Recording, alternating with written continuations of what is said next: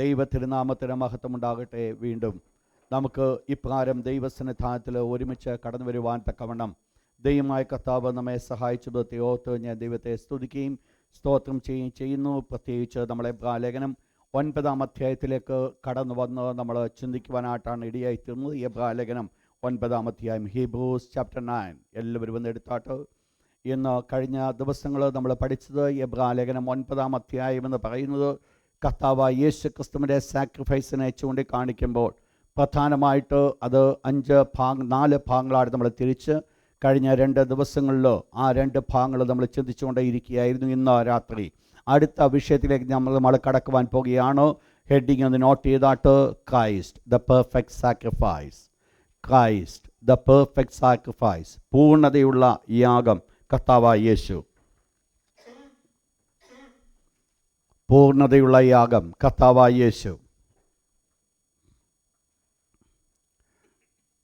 ഇന്ന് രാത്രി വളരെ പ്രാർത്ഥനയോടുകൂടെ ദൈവമക്കളായിരിക്കണം നമ്മൾ. ഇന്ന് രാത്രി ആ 9-ാം അധ്യായം ചാപ്റ്റർ 9 വേഴ്സ് 22, 22 മുതൽ 28 വരെയുള്ള വാക്യങ്ങൾ നമ്മളെല്ലാവരും ഒരുമിച്ച് ചേർന്ന് വായിക്കുവാൻ പോകുകയാണ്. We all are going to read together from Hebrews chapter 9 verse 22 onwards till the end. 22-ാം വാക്യം മുതൽ 28 വരെയുള്ള വാക്യങ്ങൾ നമുക്കെല്ലാവർക്കും ഒരുമിച്ച് ചേർന്ന് നമുക്ക് വായിക്കാം. ദൈവത്തിരുനാമത്തിന് മഹത്വമുണ്ടാകട്ടെ. നമ്മൾ പ്രാരംഭമായിട്ട് 22, 23 വാക്യം നിങ്ങൾ ആ ഹെഡിങ് നിങ്ങൾ നോട്ട് ചെയ്തു. ക്രൈസ്റ്റ് ദ പെർഫെക്റ്റ് സാക്രിഫൈസ്, യേശു പൂർണ്ണതയുള്ള യാഗം. 22, 23 വാക്യം ആരെങ്കിലും ഒരാൾ ശബ്ദമുയർത്തി വായിച്ചാൽ വേഴ്സ് 22 and 23. ദൈവത്തിന് മഹത്വമുണ്ടാകിയ ദിവസങ്ങൾ തിരുവചനത്തിൻ്റെ വളരെ ആഴങ്ങൾ നമ്മൾ മനസ്സിലാക്കുവാനായിട്ടിടയായി തീരും. പ്രാർത്ഥനയോടുകൂടെ ഈ പ്രത്യേകമായിരിക്കുന്ന സബ്ജക്റ്റിൽ ആയിരിക്കണമെന്ന് ഞാൻ ഓർപ്പിക്കട്ടെ. ഇന്ന് രാത്രി നമ്മളിവിടെ പഠിക്കുവാൻ പോകുന്ന വിഷയമെന്ന് പറയുന്നത് കർത്താവായ യേശുവിൻ്റെ യാഗം.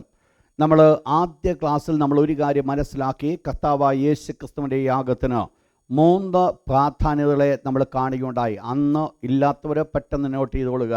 യേശു ക്രിസ്തുവിൻ്റെ യാഗത്തിൻ്റെ 3 സ്പെഷ്യാലിറ്റീസ് എന്തൊക്കെയാണെന്ന് അന്ന് വന്നവർ പെട്ടെന്ന് പറഞ്ഞാട്ട്. യേശു ക്രിസ്തുവിൻ്റെ യാഗത്തിൻ്റെ 3 പ്രാധാന്യതകൾ. 1 പെർഫെക്റ്റ് സാക്രിഫൈസ്, പൂർണ്ണതയുള്ള യാഗം. 2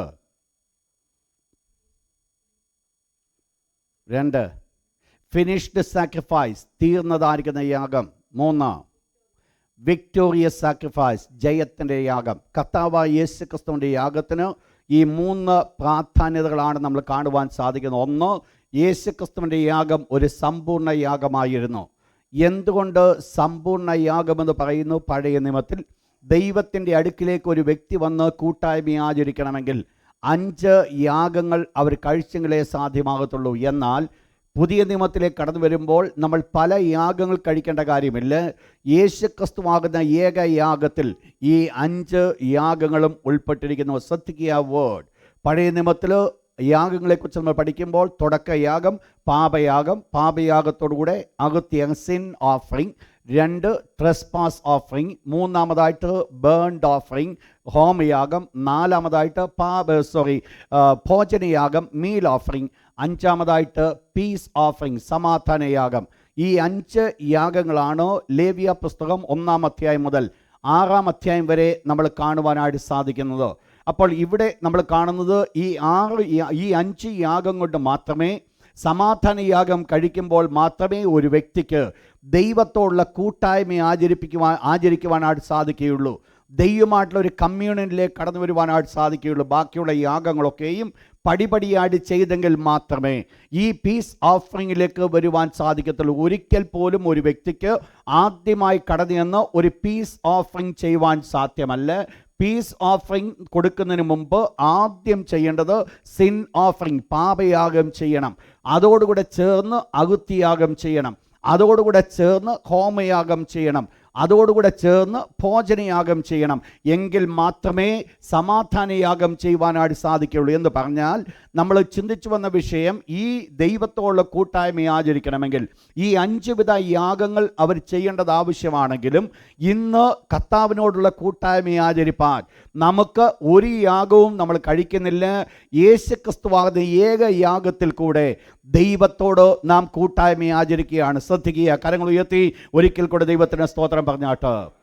പഴയ നിയമകാലത്തിൽ ഈ 5 യാഗത്തോടുകൂടെ ദൈവമായിട്ടുള്ള ബന്ധത്തിലേക്ക് കടന്നു വന്നുവെങ്കിൽ, ഇന്ന് നാം ആരാധിക്കുന്ന പോലെ ദൈവത്തെ ആരാധിപ്പാൻ അവർക്ക് സാധ്യമാകുന്നുവെങ്കിൽ, ഇന്ന് നമുക്ക് ലഭിച്ചിരിക്കുന്ന ഒരു ഗുണമാണ് യേശുക്രിസ്തുവാകുന്ന ഏകയാഗം, the only sacrifice of Jesus Christ. യേശുക്രിസ്തുവാകുന്ന ഏകയാഗത്തിൽ ഈ പറയപ്പെട്ട 5 യാഗങ്ങളും ഉൾപ്പെട്ടിരിക്കുന്നതായിട്ട് നമ്മൾ കാണുവാൻ സാധിക്കുന്നു. ഇനിയും അത് വിശദമായിട്ട് ചിന്തിപ്പിക്കുവാനുള്ള സമയമില്ല. അതുകൊണ്ട് യേശുക്രിസ്തുവിൻ്റെ ഏകയാഗമാണ് പെർഫെക്റ്റ് സാക്രിഫൈസ്, സമ്പൂർണ്ണമായിരിക്കുന്ന ഒരു യാഗം. അതിനകത്ത് മറ്റ് സകല യാഗങ്ങളും അടക്കപ്പെട്ടിരിക്കുന്നു. പഴയ നിയമത്തിൽ ഈ 5 യാഗങ്ങൾ മാത്രമല്ല, പിന്നീടും മറ്റ് പല യാഗങ്ങളുണ്ട്. കഴിഞ്ഞ ചില ദിവസങ്ങൾക്ക് മുമ്പ് നമ്മൾ പ്രത്യേകമായ യാഗത്തെക്കുറിച്ച് നമ്മൾ പഠിക്കുവാനായിട്ട് ഇടയായിത്തീർന്നു. കാളക്കുട്ടി പശുക്കിടാവിനെ എടുത്തുകൊണ്ടുള്ള യാഗം. ഇതെല്ലാം കർത്താവായ യേശുക്രിസ്തുവിൽ പൂർണ്ണതയിൽ നമ്മൾ കാണുവാൻ സാധിക്കുന്നുണ്ട്. യേശുക്രിസ്തുവിൽ അതെല്ലാം നിവർത്തിക്കപ്പെട്ടിരിക്കുന്നു. രണ്ടാമത് കർത്താവായ യേശുക്രിസ്തുവിൻ്റെ യാഗത്തിൻ്റെ പ്രത്യേകതയാണോ, അതൊരു ഫിനിഷ്ഡ് സാക്രിഫൈസ് ആണ്, തീർന്ന യാഗമാണ്. എന്ന് പറഞ്ഞാൽ ഇനിയും പാപത്തിന് വേണ്ടി ദൈവത്തോട് കൂട്ടായ്മ ആചരിക്കുവാൻ തക്കവണ്ണം ഒരു യാഗവും ആരും ചെയ്യേണ്ട ആവശ്യമില്ല. ഇനി ഒരു യാഗത്തിൻ്റെയും ആവശ്യമില്ല.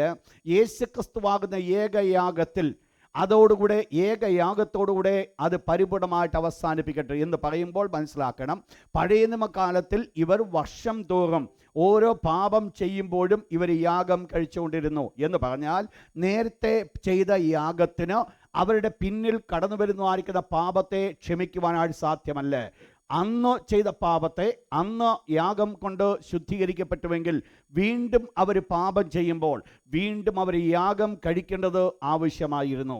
എന്ന് പറഞ്ഞാൽ അവർ ജീവിക്കുന്നിടത്തോളം കാലം, ഈ ലോകത്തിൽ അവരായിരിക്കുന്നിടത്തോളം കാലം കൂടെ കൂടെ അവരുടെ പാപത്തിന് വേണ്ടി യാഗം കഴിച്ചുകൊണ്ടിരിക്കേണ്ടത് ആവശ്യമായിരുന്നു. എന്നാൽ കർത്താവായ യേശുക്രിസ്തുവിൻ്റെ ഏകയാഗത്തോടുകൂടെ ഇനിയും ഒരു പാപത്തിന് വേണ്ടി ഒരു യാഗം കഴിക്കേണ്ട ഒരാവശ്യങ്ങളും ഇല്ല. കാരണം എല്ലാവരുടെയും എല്ലാ പാപങ്ങളും, എല്ലാ കാലത്തിലെ പാപങ്ങളും യേശുക്രിസ്തുവാകുന്ന ഏകയാഗം കൊണ്ട് പരിപൂർണമായിട്ട് പരിഹരിക്കപ്പെടുകയാണ്. ശ്രദ്ധിക്കണേ, ഞാൻ പറഞ്ഞ വേർഡ്, ഈ ലോകത്തിലെ സകല മനുഷ്യരുടെയും എല്ലാ കാലത്തെയും ഏതെല്ലാം സമയങ്ങളിൽ ഒരു പാപം ചെയ്യുന്നുണ്ട്, എന്തെല്ലാം ഘോരമായിട്ടോ സാധാരണപ്പെട്ട പാപങ്ങളോ കടന്നു വരുന്നുണ്ട്, അത് മുഴുവൻ യേശുക്രിസ്തുവിൻ്റെ ഏകയാഗത്തിൽ കൂടെ പരിപൂർണമായി ശുദ്ധീകരിക്കപ്പെടുകയാണ്. കർത്താവായ യേശുക്രിസ്തുവിൻ്റെ രക്തം നമ്മുടെ സകല പാപത്തെയും പോക്കി ശുദ്ധീകരിക്കുന്നു. ഇന്നലെ ഞാൻ അറിയായ്മയുടെ കാലത്ത് ചെയ്തു പോയ പാപങ്ങൾ കർത്താവായ യേശുവിൻ്റെ രക്തം ശുദ്ധീകരിക്കുമ്പോൾ തന്നെ ഇന്ന് എൻ്റെ ജീവിതത്തിൽ അനുദിനത്തിൽ കടന്നു വരുന്നതായിരിക്കുന്ന സകല പാപങ്ങളും യേശുവിൻ്റെ രക്തം കൊണ്ട് ശുദ്ധീകരിക്കപ്പെടുന്നു. നാളെയും എൻ്റെ ജീവിതത്തിൽ കടന്നു വരുവാൻ പോകുന്ന പാപത്തിൽ നിന്നോ യേശുവിൻ്റെ രക്തം എന്നെ ശുദ്ധീകരിക്കുന്നു. അതിന് ഇനി വേറെ ഒരു യാഗം കഴിക്കേണ്ട ആവശ്യമില്ല. നമ്മൾ കൂടുതലായിട്ട് ഈ ഫിനിഷ്ഡ് സാക്രിഫൈസിനെ കുറിച്ച് നമ്മൾ ചിന്തിക്കുന്നതായിരിക്കും. മൂന്നാമത്തെ പ്രത്യേകതയാണോ വിക്ടോറിയസ് സാക്രിഫൈസ്, ജയത്തിൻ്റെ യാഗമാണ്. വാക്യങ്ങൾ നോട്ട് ചെയ്യേണ്ടവരെ പെട്ടെന്ന് നോട്ട് ചെയ്യുക. Finished sacrifice, Hebrews chapter 9 verse 25. Perfect sacrifice, Hebrews chapter 9 verse 14. Victorious sacrifice, ജയത്തിൻ്റെ യാഗം, Colossians chapter 2 verse 14 and 15 and Hebrews chapter 9 verse 26. കൊലോസ്യർ 2-ാം അധ്യായം 14-15 വാക്യം, എബ്രായ ലേഖനം 9-ാം അധ്യായം 26-ാമത്തെ വാക്യം. ആ ഭാഗം 26-ാമത്തെ വാക്യപ്രകാരം പറയുന്നു, അവൻ ലോകാവസാനത്തിൽ സ്വന്തം യാഗം കൊണ്ട് പാപപരിഹാരം വരുത്തുവാൻ. അപ്പോൾ പാപത്തിന് പരിഹാരം വന്നു, പാപത്തിന് ഒരു എൻഡായി, പാപത്തിന് ഒരവസാനമായി. ഇനിയും പാപത്തിൻ്റെ ശക്തിക്ക് ജയമില്ലാതെ വണ്ണം പാപത്തിന് ഒരു എൻഡായിട്ട് അവിടെ തീർന്നു. അതാണ് കൊലോസ്യർ 2-ാം അധ്യായം നമ്മൾ വായിക്കുന്നത്. വാഴ്ചകളെയും അധികാരങ്ങളെയും ആയുധവർഗം വെപ്പിച്ച് ക്രൂശിൽ അവരുടെ മേൽ ജയോത്സവം കൊണ്ടായി അവരുടെ പരസ്യമായ കാഴ്ചയാക്കി. എന്ത് സംഭവിച്ചു? യേശുക്രിസ്തുവിൻ്റെ യാഗം പൈശാചിൻ്റെ മേൽ, പൈശാചിൻ കൊണ്ടുവരുന്ന സകല പ്രവർത്തനത്തിന്മേൽ ദൈവമക്കൾക്ക് ജയം കൊടുക്കുവാനായിട്ട് കാരണമായി തീർന്നു. അതുകൊണ്ട് ദൈവമക്കൾ ഇന്ന് പിശാചിൻ്റെ പ്രവർത്തനത്തിൽ അടിമപ്പെട്ട് കിടക്കുന്നവരല്ല, അവർ ജയാളികളാണ്. അവർ ജയത്തോടുകൂടെ അവർ മുൻപോട്ട് കടന്നു പോകുന്നു. കാരണം കർത്താവായ യേശു ക്രിസ്തുവിൻ്റെ യാഗമെന്ന് പറയുന്നത് ഒരു ജയത്തിൻ്റെ യാഗമായിരുന്നു. ആ ജയത്തിൻ്റെ യാഗമായതുകൊണ്ട് നമുക്ക് അതിൽ കൂടെ ജയമെടുക്കുവാനായിട്ട് സാധിക്കും. ഇന്ന് ആ പ്രത്യേകമായിരിക്കുന്ന യാഗത്തെക്കുറിച്ച് നമ്മൾ പഠിക്കുമ്പോൾ നമ്മൾ പ്രധാനമായിട്ട് ഇന്ന് പഠിക്കുന്നത് പെർഫെക്റ്റ് സാക്രിഫൈസ്, പൂർണ്ണതയുള്ള യാഗം. അതിനെക്കുറിച്ച് നമ്മൾ പഠിക്കുമ്പോൾ എന്തുകൊണ്ട് യേശു ക്രിസ്തുവിൻ്റെ യാഗം ഈ പ്രത്യേകമായ സ്ഥാനത്ത് പൂർണ്ണതയുള്ളതായിട്ട് വെളിപ്പെട്ടു? രണ്ട് പ്രധാനപ്പെട്ട കാരണങ്ങളാണോ ഇവിടെ ചിന്തിപ്പിക്കുന്നത്. രണ്ട് പ്രത്യേകമായ കാര്യങ്ങൾ ശ്രദ്ധിക്കണേ നിങ്ങൾ. രണ്ട് പ്രത്യേകമായ കാര്യങ്ങൾ ഇവിടെ ചൂണ്ടിക്കാണിക്കുന്നു. എന്തുകൊണ്ട് കർത്താവായ യേശു ക്രിസ്തുവിൻ്റെ യാഗം ഒരു പൂർണ്ണതയുള്ളതായി? വേഴ്സ് 23 23-ാമത്തെ വാക്യം ഒരിക്കൽ കൂടെ ഒന്ന് വായിച്ചാട്ട്.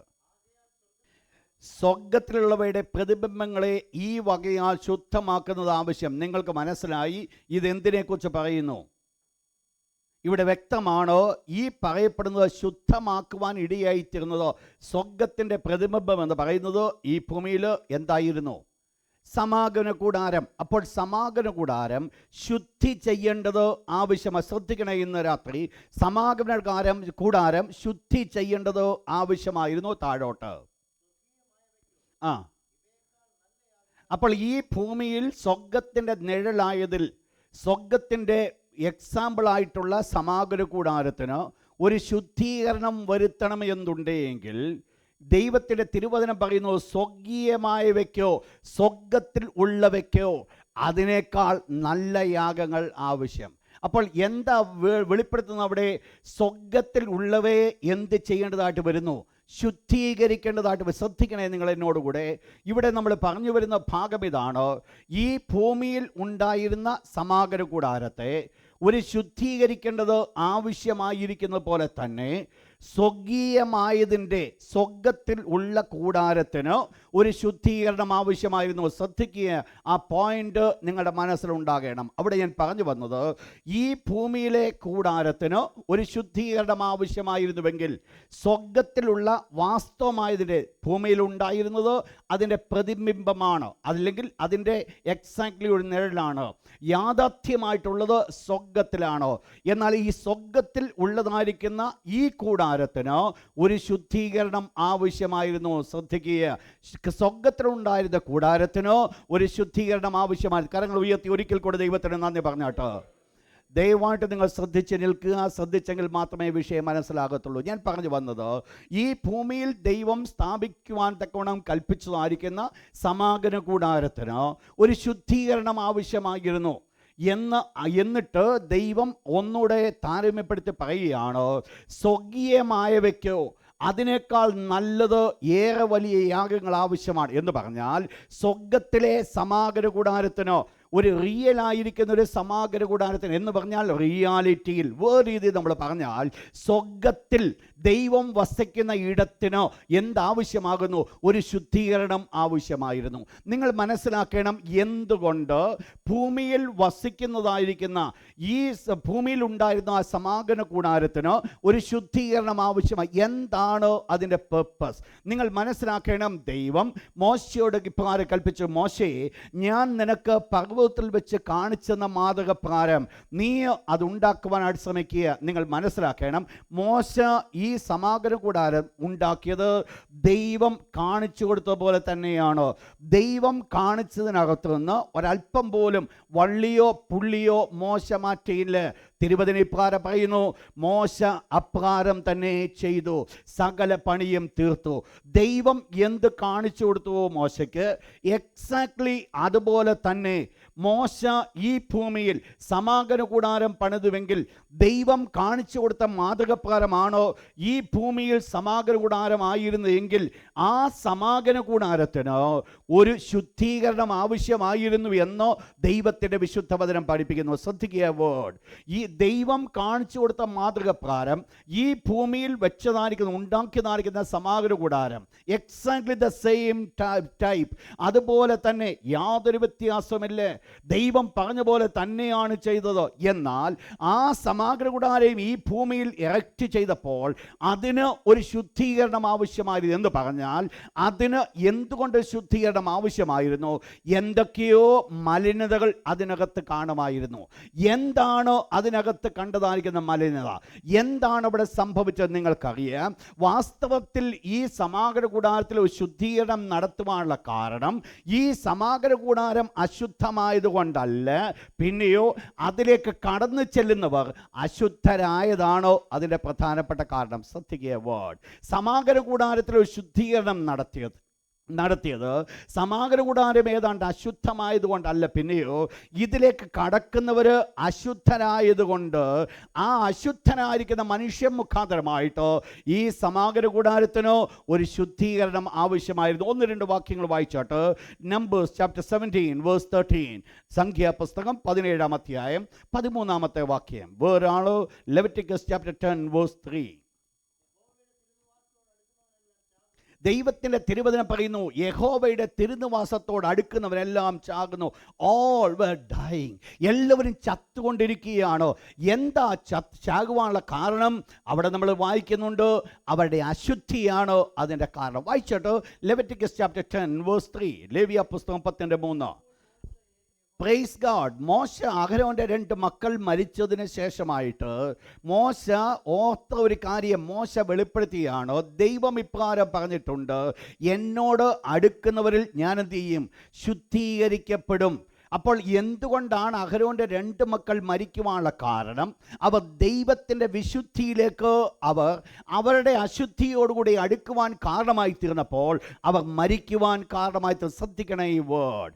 ദൈവത്തിൻ്റെ വിശുദ്ധിയിലേക്ക് മനുഷ്യൻ തൻ്റെ അശുദ്ധിയുമായിട്ട് കടന്നു ചെല്ലുമ്പോൾ മനുഷ്യന് ദൈവത്തിൻ്റെ വിശുദ്ധിയുടെ മുൻപിൽ നിൽക്കുവാൻ സാധിക്കാതെ അവിടെ ദൈവത്തിൻ്റെതായ തീഷ്ണത, കോപം അവൻ്റെ മേൽ കടന്നു വരികയാണ്. ഇതുകൊണ്ടാണ് അവൻ മരിച്ചു വീഴുവാൻ കാരണമായി തീർന്നത്. അഹരോൻ്റെ 2 മക്കൾ മരിക്കുവാനുള്ള കാരണം അതാണ്. ശ്രദ്ധിച്ചോണേ, ഞാനും നിങ്ങളും ഇന്ന് കടന്നു വന്നിരിക്കുന്ന ദൈവത്തിൻ്റെ സിംഹാസനം എന്ന് പറയുന്നത്, ദൈവത്തിൻ്റെ വിശുദ്ധ സ്ഥലം എന്ന് പറയുന്നത് എത്രമാത്രം വിശുദ്ധമാകുന്നു എന്നുള്ളത് ഞാനും നിങ്ങളും മനസ്സിലാക്കേണ്ട ഒരു ആവശ്യമാണ്. എന്നാൽ എന്ത് സംഭവിച്ചു? ദൈവത്തിൻ്റെ വിശുദ്ധിയിലേക്ക് മനുഷ്യൻ തൻ്റെ അശുദ്ധിയുമായിട്ട് കടന്നു ചെല്ലുമ്പോൾ ദൈവത്തിൻ്റെ വിശുദ്ധി മനുഷ്യൻ്റെ അശുദ്ധിയെ കൺസ്യൂം ചെയ്യുകയാണ്. ഇതാണ് വാസ്തവത്തിൽ സംഭവിക്കുന്നത്. ശ്രദ്ധിക്കുക, നിങ്ങൾ ഇത് മനസ്സിലാക്കുക. ദൈവത്തിൻ്റെ വിശുദ്ധിയുടെ അടുക്കിലേക്ക് മനുഷ്യൻ്റെ അശുദ്ധിയുമായിട്ട് കടന്നു ചെല്ലുമ്പോൾ ദൈവത്തിൻ്റെ വിശുദ്ധി മനുഷ്യൻ്റെ അശുദ്ധിയെ കൺസ്യൂം ചെയ്യുക. അവിടെ എന്ത് സംഭവിച്ചു? അശുദ്ധനായിരിക്കുന്ന മനുഷ്യന് ദൈവത്തിൻ്റെ മുൻപാകെ നിൽക്കുവാൻ സാധിക്കാതെ ആ മനുഷ്യൻ ദഹിച്ചു പോകുവാനായിട്ട് തീർന്നു. നിങ്ങൾ മനസ്സിലാക്കണം, ഇവിടെയാണോ ദൈവത്തിൻ്റെ വിശുദ്ധി ആരെങ്കിലും കണ്ടിട്ടുണ്ടെങ്കിൽ അവിടെയെല്ലാം തങ്ങളെ തന്നെ പരിപൂർണമായിട്ട് താഴ്ത്തുവാൻ, പൊടിയും വെണ്ണീറെന്ന് പറയുവാനുള്ള കാരണം അവിടെയാണ്. നിങ്ങൾക്കറിയാം, യെശയ്യാവ് ദൈവിക ദർശനം കണ്ടപ്പോൾ ഇപ്രകാരം പറഞ്ഞു, അയ്യോ, ഞാൻ ശുദ്ധിയില്ലാത്ത അധരങ്ങളൊരു മനുഷ്യൻ, ശുദ്ധിയില്ലാത്ത അധരങ്ങളുള്ള ജനത്തിൻ്റെ നടുവിൽ ഞാൻ പാർക്കുന്നു. എൻ്റെ കണ്ണ് സൈന്യങ്ങളുടെ ദൈവമായ യഹോവയെ കണ്ടുവല്ലോ, ഞാൻ എങ്ങനെയാ ജീവിച്ചിരിക്കുന്നത് എന്ന് പറഞ്ഞാൽ ദൈവത്തിൻ്റെ വിശുദ്ധിയുടെ അടുക്കിലേക്ക് കടന്നു ചെല്ലുമ്പോഴാണ് മനുഷ്യൻ തൻ്റെ അശുദ്ധിയെ മനസ്സിലാക്കുന്നത്. നിങ്ങൾ മനസ്സിലാക്കണം, ദൈവത്തിൻ്റെ വിശുദ്ധിയിലേക്ക് ഞാൻ അടുക്കുമ്പോൾ എൻ്റെ അശുദ്ധിയെ എനിക്ക് മനസ്സിലാക്കുവാൻ സാധിക്കുന്നില്ല എങ്കിൽ സംവേർ എവിടെയോ ഒരു തെറ്റ് കടന്നു വന്നിട്ടുണ്ട്. ദൈവത്തിൻ്റെ മക്കൾക്ക് ദൈവസന്നിധിയിലേക്ക് കടന്നു ചെല്ലുമ്പോൾ അവർക്ക് ധൈര്യത്തോടെ കടന്നു പോകുവാൻ സാധിക്കുമെങ്കിലും അവക്കുണ്ടാകേണ്ട ഒരു ആറ്റിറ്റ്യൂഡ് എന്ന് പറയുന്നത്, ഈ ദൈവത്തിൻ്റെ അടുക്കിലേക്ക് അടുക്കുവാൻ എനിക്ക് യാതൊരു യോഗ്യതയുമില്ല, യേശുവേ നിന്റെ രക്തം കൊണ്ട് എന്നെ ശുദ്ധീകരിച്ച് അകത്തോട്ടൊന്ന് കടത്തണമേ. ദൈവത്തിൻ്റെ വിശുദ്ധിയിലേക്ക് ഞാൻ നിങ്ങളും അടുത്തു വരുമ്പോൾ, ദൈവത്തിൻ്റെ വിശുദ്ധിയിലേക്ക് ഞാൻ നിങ്ങളും കടന്നു വരുമ്പോൾ എൻ്റെ യോഗ്യത കൊണ്ടല്ല ഞാൻ ദൈവത്തിൻ്റെ വിശുദ്ധിയിലേക്ക് കടക്കുന്നത്, പിന്നെയോ യേശുക്രിസ്തുവിൻ്റെ രക്തമാണോ എന്നെ യോഗ്യനാക്കിയത്. എന്ത് സംഭവിച്ചു? ദൈവത്തിൻ്റെ അടുക്കിലേക്ക് ഞാൻ കടന്നു ചെല്ലുവാൻ പോകുമ്പോൾ, യേശുവേ ഞാൻ അശുദ്ധനാണോ, നീ എന്നെ ശുദ്ധീകരിക്കണമേ എന്ന് പറയുമ്പോൾ യേശുക്രിസ്തുവിൻ്റെ പരിശുദ്ധ രക്തം എൻ്റെ സകല പാപങ്ങളെയും പോക്കി എന്നെ ശുദ്ധീകരിച്ച് എന്നെ നീതിമാനാക്കി നിർത്തുകയാണ്. പിന്നെ ഞാൻ എൻ്റർ ചെയ്യുന്നത് പാപിയായിരിക്കുന്ന വ്യക്തിയായിട്ടല്ല, ഞാൻ എൻ്റർ ചെയ്യുന്നത് ദൈവത്തിൻ്റെ കണ്ണുകൊണ്ട് നോക്കുമ്പോൾ നീതിമാനാകുന്ന ഒരു വ്യക്തിയായിട്ട് ഞാൻ കടന്നു ചെല്ലുക. അവിടെ എന്ത് സംഭവിക്കും? ദൈവത്തിൻ്റെ വിശുദ്ധിയിലേക്ക് എനിക്ക് കടന്നു ചെല്ലുവാനായിട്ട് സാധിക്കും. കാരണം എൻ്റെ യോഗ്യത കൊണ്ട് ലഭിച്ചതല്ല, because of my position in Christ. എൻ്റെ ദൈവ ക്രിസ്തുവിലുള്ളതായിരിക്കുന്ന എൻ്റെ സ്ഥാനം അതായതുകൊണ്ട് എനിക്ക് ധൈര്യത്തോടെ കടന്നു പോകാൻ സാധിക്കും. ശ്രദ്ധിക്കുക, ഞാൻ പറഞ്ഞു word my position in Christ. എൻ്റെ യോഗ്യതയല്ല, ക്രിസ്തുവിൽ ഉള്ളതായിരിക്കുന്ന എൻ്റെ യോഗ്യത. ക്രിസ്തു എന്നെ ശുദ്ധീകരിച്ചത് കൊണ്ട് ദൈവത്തിൻ്റെ അടുക്കിലേക്ക് എനിക്ക് കടന്നു ചെല്ലുവാൻ സാധിക്കുന്നു. എന്താ ഇവിടുത്തെ വിഷയമായിരിക്കുന്നത്? ഇവിടെ പറയപ്പെടുന്നു, ഭൂമിയിൽ സമാഗമന കൂടാരത്തിന് ഒരു ശുദ്ധീകരണം ആവശ്യമായിരുന്നുവെങ്കിൽ ദൈവത്തിൻ്റെ വിശുദ്ധ വചനം പറയുന്നു, സ്വർഗീയമാവയ്ക്കോ എന്താ വായിച്ചാട്ട വാക്യം 22:23. ശ്രദ്ധിക്കുക, അവിടെ സ്വർഗീയമായവയ്ക്കോ ഇതിനേക്കാൾ നല്ല യാഗങ്ങൾ ആവശ്യം എന്ന് പറഞ്ഞാൽ പഴയ നിയമത്തിൻ്റെ യാഗത്തെക്കാൾ വിലപ്പെട്ടതായിരിക്കുന്ന ഒരു യാഗം സ്വർഗീയമായതിന് ആവശ്യമാണ്. എന്തിനോ? സ്വർഗീയമായതിനും എന്ത് ചെയ്യേണ്ടിയിരിക്കുന്നു? ഒരു ശുദ്ധീകരണം നടക്കേണ്ടിയിരിക്കുന്നു. പെട്ടെന്ന് ഒരു ചോദ്യം നമുക്ക് ചോദിക്കുവാൻ സാധിക്കും, സ്വർഗീയമായതിന് എന്തിനാ ഇനി ശുദ്ധീകരണം? Why we need that sanctification? എന്തിനാണ് ഒരു ശുദ്ധീകരണം? ഉള്ളവയ്ക്ക് എന്തെങ്കിലും അശുദ്ധിയുണ്ടോ? അശുദ്ധി വരുവാനായിട്ട് സാധിക്കുമോ? തിരുവചനം നമ്മൾ പഠിക്കുമ്പോൾ നമുക്ക് ഒരു കാര്യം മനസ്സിലാക്കുവാൻ സാധിക്കും. മനുഷ്യൻ പാപം ചെയ്തതോടുകൂടെ ഈ ഭൂമി ശാപഗ്രസ്തമായി തീരുവാനായിട്ടിടയായി. ശ്രദ്ധിക്കണേ, പറഞ്ഞ വേർഡ് മനുഷ്യൻ പാപം ചെയ്തതോടുകൂടെ ഈ ഭൂമി ശാപഗ്രസ്തമായി തീർന്നു. ശാപഗ്രസ്തമായി ഭൂമിയിൽ സമാഗമന കൂടാരം എറക്റ്റ് ചെയ്തപ്പോൾ അതിൻ്റെ ഒരു പ്രവർത്തനം നടക്കുന്നതിന് മുമ്പ് മോശ എന്ത് ചെയ്തു? കാളക്കിടാവിൻ്റെയും ആട്ടുകൊറ്റന്മാരുടെ രക്തം ഇതിന്മേൽ തളിക്കുവാനായിട്ടിടയായി തീർന്നു. എന്താ വാസ്തവത്തിൽ ചെയ്തത്? ശപിക്കപ്പെട്ടതായിരിക്കുന്ന ഭൂമിയിൽ ദൈവത്തിൻ്റെതായിരിക്കുന്ന വിശുദ്ധി വെളിപ്പെടുത്തുന്ന സമാഗമന കൂടാരം നിലകൊള്ളുമ്പോൾ ആ ശപിക്കപ്പെട്ട ഭൂമി ആയതുകൊണ്ട് അതിനെ ഒന്ന് സെപ്പറേറ്റ് ചെയ്യേണ്ടത് ആവശ്യമായി. ശ്രദ്ധിക്കണം നിങ്ങളെ വേർഡ്, അതിനെ ഒന്ന് സെപ്പറേറ്റ് ചെയ്യേണ്ടത് ആവശ്യമായി. കാരണം ഈ സമാഗമന കൂടാരം എവിടെയാ ഇരിക്കുന്നത്?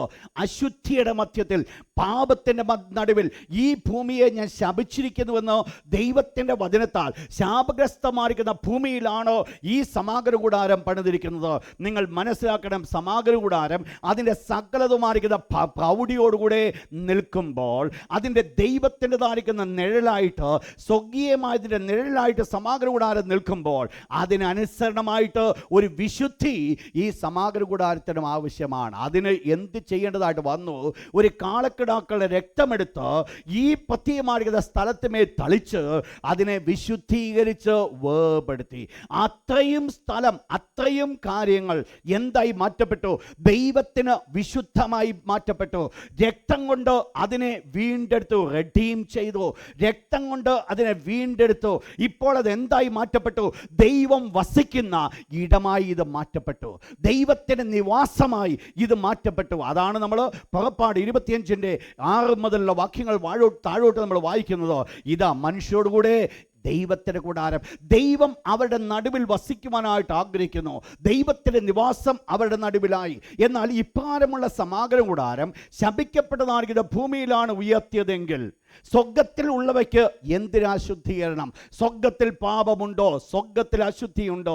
തിരുവചനം നമ്മൾ പഠിക്കുന്ന ആ സമയത്ത് ഈ ഭൂമിയിൽ മനുഷ്യൻ ശാപഗ്രസ്തമായതുപോലെ തന്നെ സ്വർഗത്തിൽ ചില പാപങ്ങൾ കടന്നു വന്നുവെന്നുള്ളത് ദൈവത്തിൻ്റെ വിശുദ്ധ വചനം നമ്മെ പഠിപ്പിക്കുന്നുണ്ട്. വായിച്ചോട്ട് പ്രാരംഭമായിട്ട് ഒരു വാക്യത്തിലേക്ക് നിങ്ങൾ കടന്നു വന്നാട്ട് അതിനാധാരമായിട്ട് യെശയ്യാ 14 അധ്യായം, യെശയ്യാ ചാപ്റ്റർ 14 verse 12 to 14, 12 മുതൽ 14 വരെയുള്ള വാക്യം.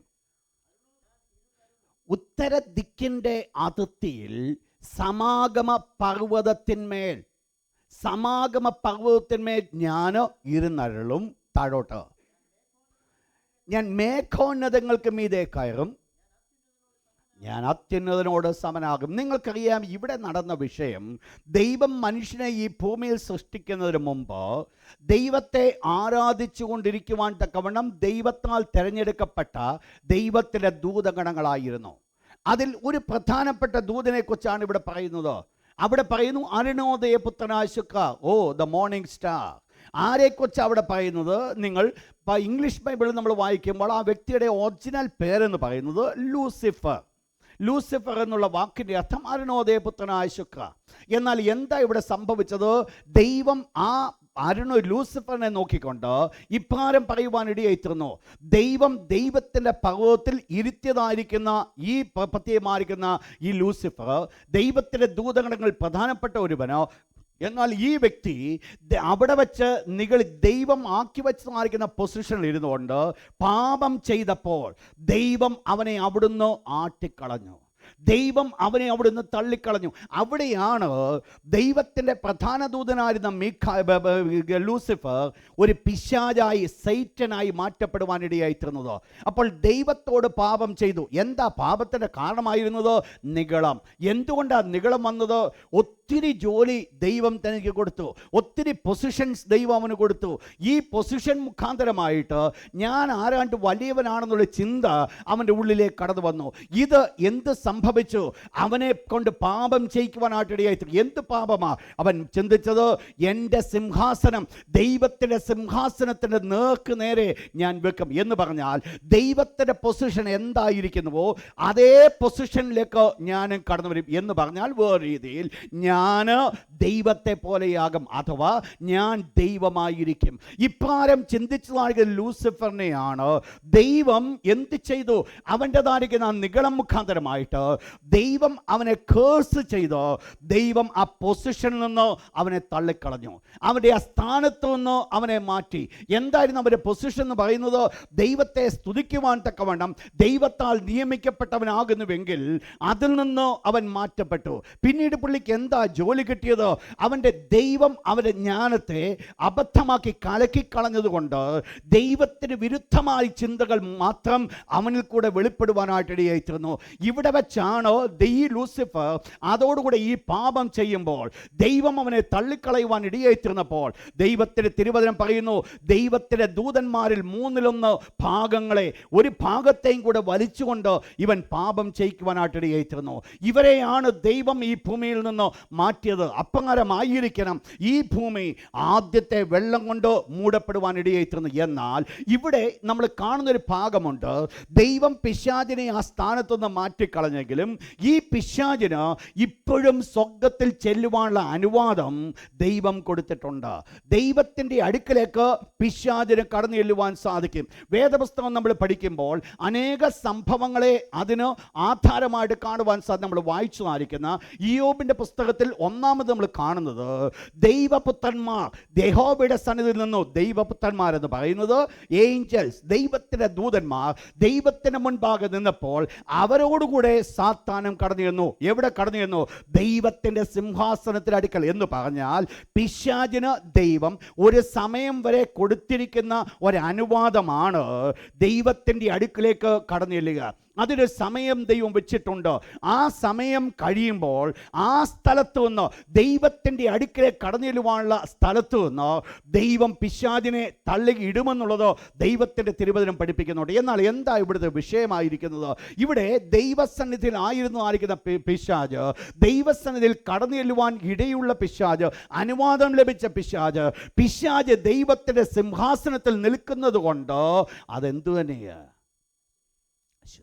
ഇതുകൊണ്ടാണ് ഇയ്യോബ് ഇപ്രകാരം വെളിപ്പെടുത്തുന്നുണ്ട്. ഒന്ന് വായിച്ചോട്ടോ, ജോബ് ചാപ്റ്റർ 15. ജോബ് 15:15. ദൈവത്തിൻ്റെ ദാസൻ ഇവിടെ പറയുകയാണോ, സ്വർഗം തൻ്റെ തൃക്കണ്ണിനോ നിർമ്മലമല്ല. അഥവാ ദൈവം നോക്കുമ്പോൾ സ്വർഗം കൂടെ എന്തായിരിക്കുക? മലിനമായിരിക്കുക. സ്വർഗം മലിനപ്പെട്ടു, ദൈവത്തിൻ്റെ നിവാസം മലിനപ്പെട്ടു. ദൈവത്തിൻ്റെ നിവാസം എന്തുകൊണ്ടാണ് മലിനപ്പെട്ടത്? അവിടെ പിശാച് ആ സ്ഥാനത്ത് വെച്ച് നിഗളിക്കുവാൻ കാരണമായപ്പോൾ. ഇവിടെ 1-2 ഭാഗങ്ങളിലേക്ക് നിങ്ങളെ കൊണ്ടുപോട്ടെ. വായിച്ചോട്ടെ, ജോബ് ചാപ്റ്റർ 1:6. അവരുടെ കൂട്ടത്തിൽ സാത്താനും ചെന്നു. മനസ്സിലാക്കണം, സാത്താനും അവരുടെ കൂട്ടത്തിൽ ചെന്നു. 2-ാം അധ്യായം 1-ാമത്തെ വാക്യം.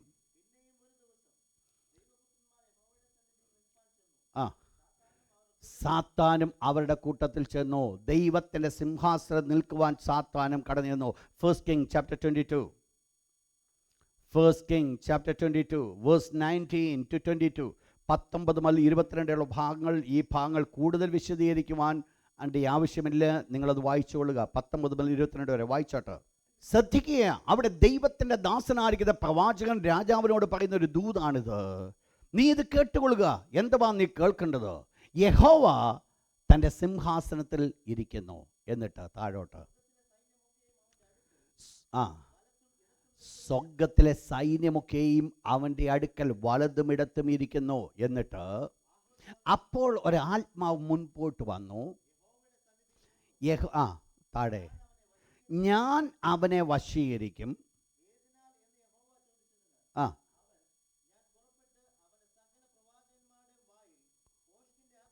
ശ്രദ്ധിക്കുക, ഇവിടെ പറയുന്നത് ഒരു ദൂതൻ ചെന്ന് ദൈവത്തിന് മുമ്പിൽ സ്വർഗത്തിലൊരു കമ്മിറ്റി കൂടുക.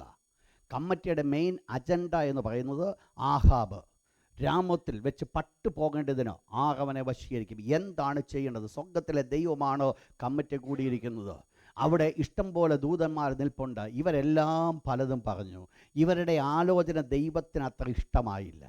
എന്നാൽ അതിനകത്തൊരു വിദ്വാൻ എഴുന്നേറ്റ് എന്നിട്ട് പറഞ്ഞു, ഞാനത് ചെയ്യാമെന്ന് പറഞ്ഞു. ദൈവം ചോദിച്ചു, എങ്ങനെയാണ് നീ ഇത് ചെയ്യുന്നത്? ദൈവത്തോട് ആലോചന പുള്ളി പറഞ്ഞു കൊടുക്കുകയാണ്, ഞാൻ ചെന്നിട്ട് അവൻ്റെ രാജാവിൻ്റെ സകല പ്രവാചകന്മാരുടെ വായിൽ എന്ത് കൊടുക്കും? ഭോഷ്കിൻ്റെ ആത്മാവ്. നിങ്ങൾ മനസ്സിലാക്കണം, ഈ ദൂതൻ ആരാണന്നേരം ആരായിരിക്കണം? കാരണം നല്ല വൃക്ഷത്തിൽ നിന്ന് എന്ത് പുറപ്പെടുന്നു? നല്ലത് പുറപ്പെടുന്നു. ആകാത്ത വൃക്ഷത്തിൽ നിന്ന്. അപ്പോൾ ഭോഷ്കിൻ്റെ ആത്മാവ് വ്യാപരിക്കണമെങ്കിൽ ഈ ദൂതൻ ആരായിരിക്കണം? ഈ ദൂതൻ ആരായിരിക്കണം? ദൈവത്തിന്, നിങ്ങൾ വളരെ കൺഫേം ആയിട്ട് അങ്ങ് പറഞ്ഞു കഴിഞ്ഞില്ലേ, ദൈവത്തിന് വിരുദ്ധമായിട്ട് ചിന്തിക്കുന്ന ഒരു വ്യക്തിയായിരിക്കണം. കാരണം നല്ല വൃക്ഷം നല്ല ഫലം പുറപ്പെടുവിക്കുമ്പോൾ ആകാത്ത വൃക്ഷം ആകാത്ത ഫലമാണ് പുറപ്പെടുവിക്കുന്നത്. അങ്ങനെയെങ്കിൽ ഇവിടെ ഈ ഭോഷ്കിൻ്റെ ആത്മാവിനെ കൊടുക്കാമെന്ന് പറയുമ്പോൾ ഈ പുള്ളി ഭോഷ്കിൻ്റെ അപ്പനായിരിക്കണം. ആരാ ഈ ഭോഷ്കിൻ്റെ അപ്പൻ? പിശാച്. അങ്ങനെയെങ്കിൽ നിങ്ങൾ മനസ്സിലാക്കണം, ഇവിടെ ദൈവം ആലോചന മേടിക്കുന്ന എവിടെ നിന്നൊക്കെ മേടിക്കുന്നുണ്ടെന്നറിയാം. കാര്യങ്ങൾ നടത്താനായിട്ടേ. ചിലരെ പണി പഠിപ്പിക്കണമെന്നുണ്ടെങ്കിൽ ഇങ്ങനെ വിട്ടേ പറ്റത്തുള്ളൂ. ഞാൻ പറഞ്ഞു വന്ന വിഷയത്തിൽ നിൽക്കട്ടെ. എന്താ ഇവിടുത്തെ വിഷയമായിരുന്നത്? ദൈവം ഒരാലോചന മേടിച്ചു. ആലോചന മേടിച്ചതിൻ്റെ ഒരു കാരണം ദൈവം മനസ്സിലാക്കി, ഇവൻ പറയുന്നതാണ് ഏറ്റവും നല്ലത്. കാരണം ഈ ചെന്ന് സകല പ്രവാചകന്മാരുടെ വായിൽ ഭോഷ്കിൻ്റെ ആത്മാവിനെ കൊടുത്തു കഴിഞ്ഞാൽ ഈ രാജാവ് യുദ്ധത്തിന് പോകണോ വേണ്ട എന്ന് പ്രവാചകന്മാരെ വിളിച്ചു ചോദിക്കും. അപ്പോൾ പ്രവാചകന്മാർ ഒന്നടങ്കം ഏറ്റുപാടും, നീ പോ, ദൈവം ശത്രുവിനെ നിന്റെ കയ്യിൽ ഏൽപ്പിച്ചിരിക്കുന്നു. എന്നാൽ തിരിച്ചാണ് സംഭവിച്ചത്. ദൈവത്തിൻ്റെ ഒരു ദാസൻ, ദൈവത്തിന്, നിങ്ങൾ മനസ്സിലാക്കണം, ഒരു പ്രവാചകൻ്റെ പ്രധാനപ്പെട്ട ചുമതലയാണ് എന്തെങ്കിലും വായു വരുന്നത് തോന്നിയത് പറയുവാനല്ല ദൈവം നിർത്തിയിരിക്കുന്നത്. ദൈവത്തിൻ്റെ കമ്മിറ്റിയിൽ പോയിരുന്ന ദൈവത്തിൻ്റെ ആലോചന പ്രാപിച്ച് കൊടുക്കുവാൻ ദൈവത്തിന് മനസ്സുണ്ട്. ഞാൻ പറഞ്ഞത് നിങ്ങൾ മനസ്സിലായോ? ബാക്കിയുള്ള സകല പ്രവാചകന്മാരുടെയും വായിൽ ഭോഷ്കിൻ്റെ ആത്മാവ് കടന്നു വന്നത് എങ്ങനെയെന്ന് അറിയാതിരിക്കുമ്പോൾ ഇവിടെ ഒരു മീഖായാവിനെ വിളിച്ചു ചോദിക്കുക. അദ്ദേഹത്തിന് പറയുവാൻ സാധിക്കും, എന്താ ഇവിടെ സംഭവിച്ചത്? ഇവിടെ സംഭവിച്ചത് മറ്റൊന്നുമല്ല, ഇത് ദൈവത്തിൻ്റെ ആത്മാവല്ല ഇവർ കൂടെ പ്രവചിച്ചത്, ഭോഷ്കിൻ്റെ ആത്മാവാണ് പ്രവചിച്ചത്. ഞാൻ പറഞ്ഞു വന്ന വിഷയത്തിൽ ഞാൻ നിൽക്കുകയാണ്. ഈ പുള്ളിയും എവിടെ ചെന്നു? സ്വർഗത്തിൽ. ദൈവത്തിന് മുൻപിലേക്ക് കടന്നു നിൽക്കുവാനായിട്ടിടയായിത്തീർന്നു. അപ്പോൾ ദൈവത്തിന് മുൻപിൽ ഇപ്പോൾ ദൈവം അവസരം കൊടുത്തിട്ടുണ്ട്. ആക്ക് പിശാചിന്. വായിച്ചിട്ട് നിങ്ങൾ മനസ്സിലാക്കണം, ഇതുകൊണ്ട് പഴയ നിയമ ഭക്തന്മാർ ഇയ്യോബിനെയോ അല്ലെങ്കിൽ പഴയ നിയമത്തിലെ ആഹാബിനെയോ മാത്രമല്ല ഈ പുള്ളി വേട്ടയാടിക്കൊണ്ടിരിക്കുന്ന ആരെ കൂടെ ഉണ്ടെന്ന് നിങ്ങളത് വായിച്ചു. റെവലേഷൻ ചാപ്റ്റർ 12 വേഴ്സ് 10, വെളിപ്പാട് 12:10. നമ്മുടെ സഹോദരന്മാരെ രാപ്പകൽ ദൈവസന്നിധിയിൽ കുറ്റം ചുമത്തുന്ന. അപ്പോൾ ഈ പുള്ളി ആരാണെന്ന് അറിയാമോ? ഇപ്പോഴും ദൈവത്തിൻ്റെ ദാസനെ പറയുന്നു, നമ്മളുടെ സഹോദരന്മാരെ രാപ്പകൽ, രാവും പകലും ദൈവസന്നിധിയിൽ കുറ്റപ്പെടുത്തുന്ന അപവാദിയെ തള്ളിയിട്ട് കളഞ്ഞുവല്ലോ. നമ്മളിവിടെ സുന്ദരമായിട്ട് ആരാധിക്കുമ്പോഴും ഒരു വ്യക്തി മേളിൽ നിൽപ്പുണ്ട്. അവന് പറയാനുണ്ട്, ഈ പുള്ളി അവിടെ നിന്ന് കൈയടിക്കുമ്പോൾ ഈ പുള്ളി ആരാന്ന് ദൈവമേ നിനക്കറിയാമോ? ഈ പുള്ളി ഇന്നതാണെന്ന് പറഞ്ഞു കൊടുക്കാൻ അവിടെ ഉണ്ട്. നിങ്ങൾ മനസ്സിലാക്കണം, ഞാനും നിങ്ങളും ആരാധിക്കുന്നതിൻ്റെ ഒരു കാരണമെന്ന് പറയുന്നത് ദൈവം നമ്മോട് കാണിക്കുന്ന കരുണയും കൃപയുമാണെന്നുള്ളത് മനസ്സിലാക്കണം. രാപ്പകൽ അപ്പോൾ ആ കുറ്റപ്പെടുത്തുന്ന ശരിയായിരിക്കുന്ന കാര്യങ്ങളല്ല ദൈവത്തിന് മുമ്പാകെ പറഞ്ഞത്. ശരിയായ കാര്യങ്ങൾ എത്ര കിടക്കുന്ന പുള്ളിക്ക് പറയാൻ. ഒരു ദിവസം നമ്മുടെ ചുറ്റുപാട് നിങ്ങൾ മനസ്സിലാക്കണം, രണ്ട് കൂട്ടർ നമ്മുടെ ചുറ്റുപാട് കൊണ്ട്. ദൈവത്തിൻ്റെ വിശുദ്ധ വചനം പറയുന്നു, ഞാനോ ലോകാവസാനത്തോളം എല്ലാ നാളും നിങ്ങളോടുകൂടെയുണ്ട്. അപ്പോൾ നമ്മോടുകൂടെ ദൈവമുണ്ട്. എന്നാൽ തൊട്ടടുത്തൊരു വാക്യപ്രകാരം നിർമ്മതരായിരിപ്പിൻ, ഉണർന്നിരിപ്പിൻ, നിങ്ങളുടെ പ്രതിയോഗിയായ പിശാച് ആരെ വിഴുങ്ങേണ്ടെന്ന് അറിയാതെ ചുറ്റിത്തെരഞ്ഞു നടക്കുന്നു എന്ന് പറഞ്ഞാൽ, എൻ്റെ ഭാഷയിൽ പറഞ്ഞാൽ ദൈവത്തിൻ്റെ ദൂതന്മാരും പിശാചിൻ്റെ ദൂതന്മാരും നമ്മോടൊത്തുണ്ട്. പിശാചില്ല കേട്ടോ. പിശാചിന് ഇതിനേക്കാൾ വലിയ ദൈവദാസന്മാരെ പിടിക്കേണ്ടിയിരിക്കുന്നു. പുള്ളിക്ക് ഓംനി പ്രസൻ്റ് അല്ല. പുള്ളിക്ക് ഒരു ശരീരമേ ഉള്ളൂ. നിങ്ങൾ അതുകൊണ്ട് മനസ്സിലാക്കണം, പിശാച് എൻ്റെ അടുത്ത് ഒന്നും കാട്ടിക്കുറിച്ച് പറഞ്ഞേക്കരുത് കേട്ടോ. വരാൻ സാധിക്കും, വരത്തില്ലെന്നല്ല. എന്നാൽ ഇതിനേക്കാൾ വലിയ വൻപന്മാരെ പിശാചിന് പിടിക്കാനുണ്ട്. നമ്മൾ എന്നാൽ ഒരു കാര്യം നമ്മൾ മനസ്സിലാക്കേണ്ടിയിരിക്കുന്നു, ഈ പിശാച് തൻ്റെ ദൂതനെ നമ്മോടുകൂടെ നിർത്തിയിട്ടുണ്ട്.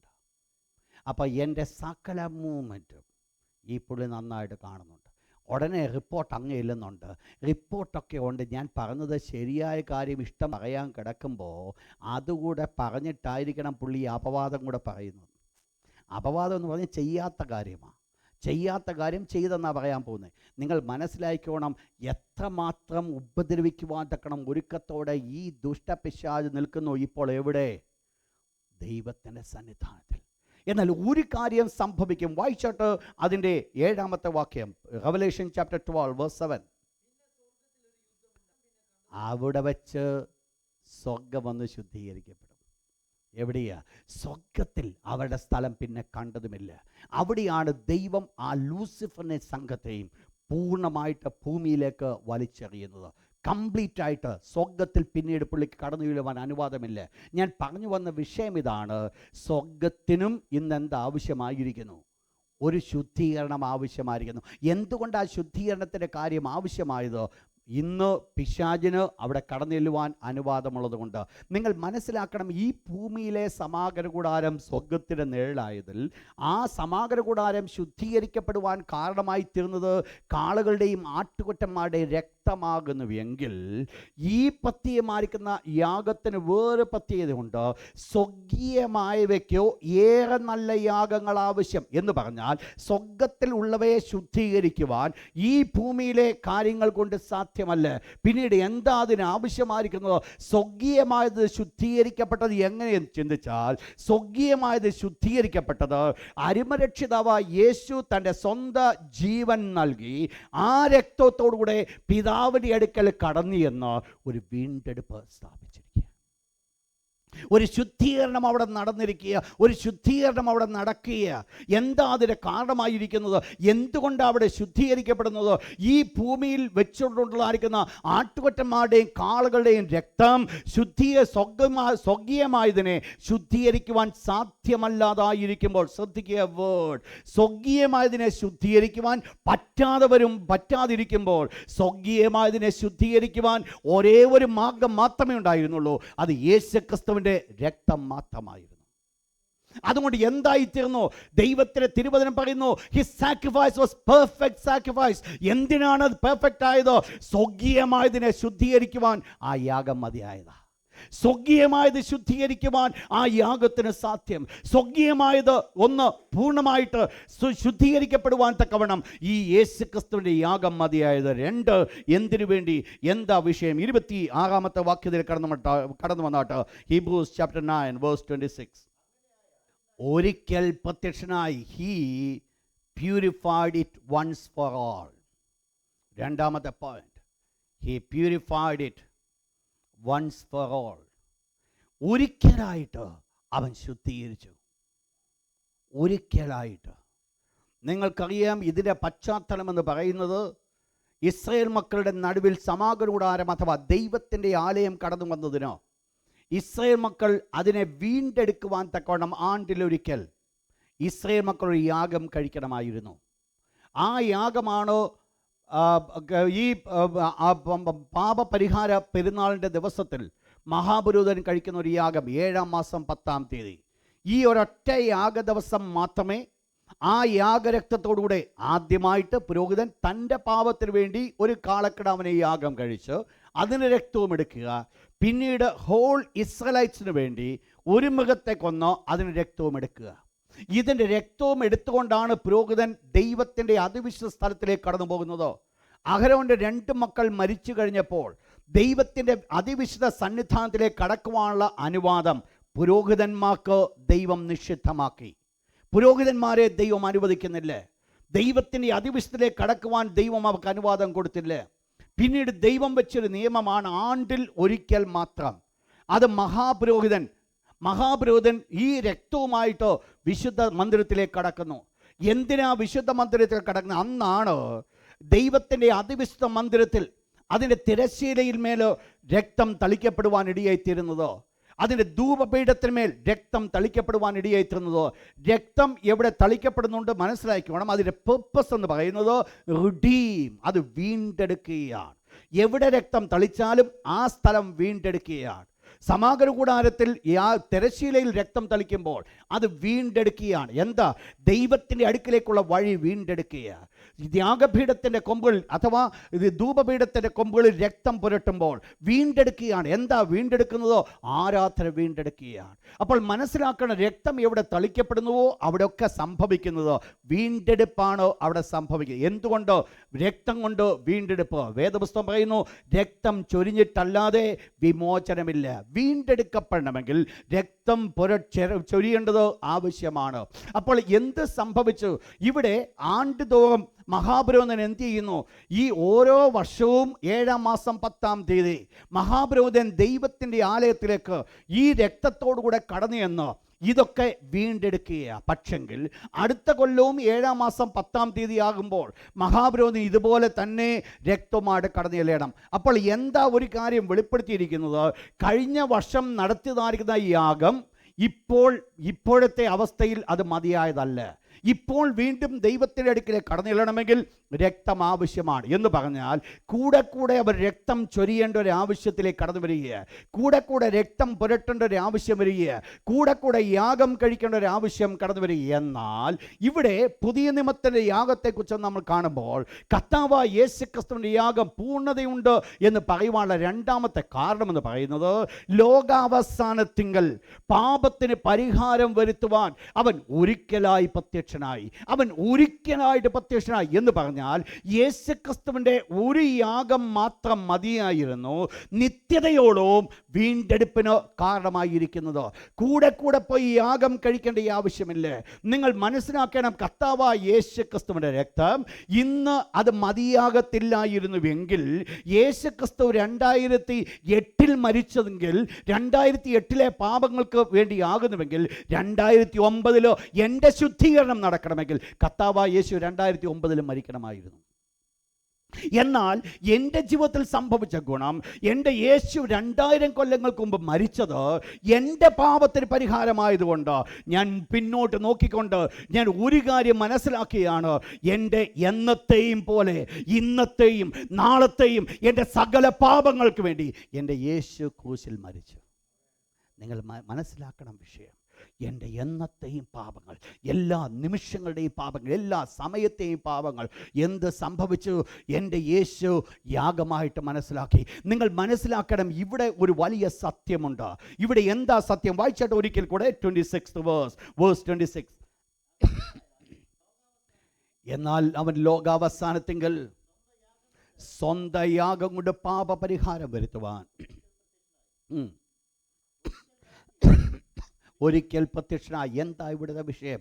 കർത്താവായ യേശു ഒരിക്കൽ പ്രത്യക്ഷനായി. എന്തിനാ യേശു പ്രത്യക്ഷനായത്? പാപ പരിഹാരം വരുത്തുവാൻ. ദൈവം അനുവദിക്കാൻ നിങ്ങൾ അടുത്ത വിഷയത്തിൽ നമ്മളത് ചിന്തിക്കും. എന്നാൽ എപ്പോഴാണ് കർത്താവായ യേശു വെളിപ്പെട്ടത്? ഈ ദൈവത്തിൻ്റെ തിരുവചനം പറയുന്നു, അങ്ങനെയായാൽ എന്തു വേണമായിരുന്നു? അവിടെ പറയുന്നത് ലോകസ്ഥാപനം മുതൽക്കേ, ലോകം എപ്പോൾ സ്ഥാപിക്കപ്പെട്ടുവോ, ലോകത്തെ എപ്പോഴാണ് ദൈവം സൃഷ്ടിച്ചത്, ആ സമയം മുതൽ കർത്താവായ യേശു എല്ലാ വർഷവും വന്ന് മരിക്കണമായിരുന്നു.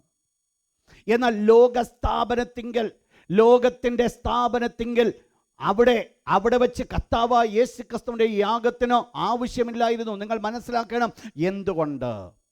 നമ്മൾ ഒരു കാര്യം മനസ്സിലാക്കുന്ന, ഒരു പഴയ നിയമകാലത്തിലെ ഒരു വ്യക്തി പാപത്തിന് വേണ്ടി യാഗമൃഗമായിട്ട് കടന്നു ചെല്ലുമ്പോൾ അവൻ മനസ്സിലാക്കുന്ന ഒരു വിഷയമുണ്ട്. എൻ്റെ പാപം ഈ മൃഗത്തിൻ്റെ രക്തം കൊണ്ട് പരിഹരിക്കുവാൻ സാധ്യമല്ല. ഈവൻ അവൻ ആ മൃഗത്തിൻ്റെ തലയിൽ കൈവച്ചിട്ട് അവൻ്റെ പാപം ഏറ്റുപറഞ്ഞിട്ടുണ്ട്. അവൻ്റെ പാപം ഏറ്റുപറഞ്ഞിട്ട് എനിക്ക് പകരമാണ് ഈ മൃഗം കൊല്ലപ്പെടുന്നത് എന്ന് പറഞ്ഞ മൃഗത്തെ കൊല്ലുമ്പോഴും ഈ വ്യക്തി മനസ്സിലാക്കുന്ന ഒരു കാര്യമുണ്ട്. എൻ്റെ പാപം ഈ മൃഗമല്ല മാറ്റുന്നത്, പിന്നെ ആര്? ഒരു കാര്യം മനസ്സിലാക്കാനുണ്ട്.